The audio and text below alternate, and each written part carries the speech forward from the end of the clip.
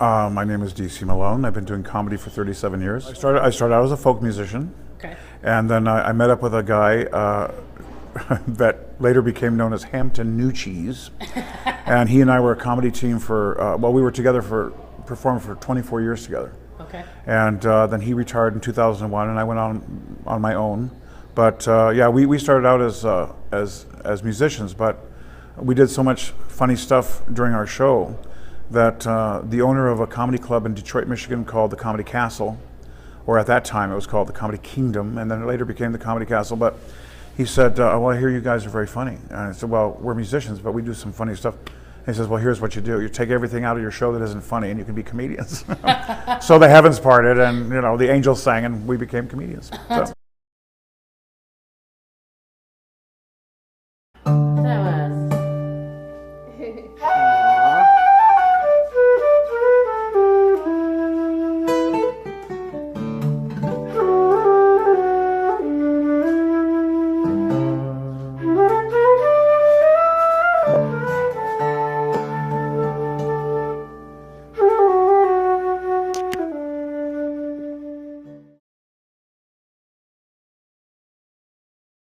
Well, I started playing guitar when I was 10. Okay.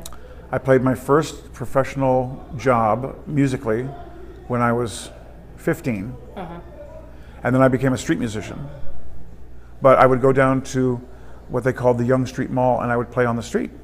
And I met this guy, really long curly hair, and he played the flute. And we got together and we started playing, and we were making. He was a year older than me, so he's 17. I'm 16.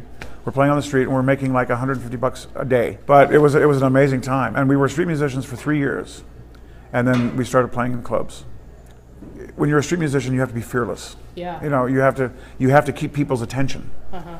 And so we came up with a lot of really weird songs. among the songs we already knew, but we started making up songs. And that was actually the beginning of little hint of comedy coming out there. Uh-huh. The most important thing for a comic to remember is that even if it's 10 people, it doesn't matter. I mean, like, those people came out to see you. Yeah.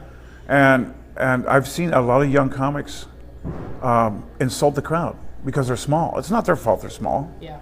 But they made the trip to come out to see you. So you put everything you have into it, Yeah. or don't be in the business. That's really important. Yeah.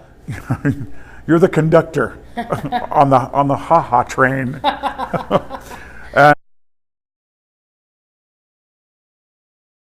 DCMalone.net. Ooh, .net. I used to be .com, but I accidentally it lapsed, and somebody bought my name and tried to sell it back to me. Yes, for an outrageous. Bastards. Yes. So I went to net. I'm DCMalone.net, and also I have a band in Oregon, where I live, Portland, Oregon, and on Facebook it's DC Malone and the Jones. I've done gigs where I have my band play. Okay. Like we've done a couple New Year's Eves where I'll do an hour comedy show, Uh-huh. and then the band plays, and we have a very eclectic mix of music where we do everything from jazz, blues, country, old pop. There's just a little bit of everything. I always, like I said during the show, I wanted to be a rock star. Uh-huh. So I've always wanted to take a rock band on the road, so I can throw TVs out the window and Yeah. drive limos into the pool. Comedy is really personal. Yeah. What I am is it's all personal, it's all real, it's all true. Although, of course, you exaggerate at times to make it funny. Right. But and self-deprecating humor Yeah. has always been my Your thing. cup of tea. Yeah.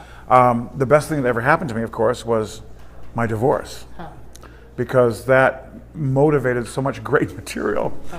And like I say on stage, comedy for you, therapy for me. It was therapy, and because my divorce was devastating. Because I was so in love with this woman, and the next thing you know, I'm doing jokes about her, and it was very funny too. This is my favorite story. After we split up, we were still seeing each other occasionally, hooking up. Uh-huh, You could still, Yeah. get a little bump in. Yeah. And, anyway, so she came to see my show after I had written all this anti-marriage and anti-her material. I do 20 minutes of bashing her viciously. She's there. And she's there.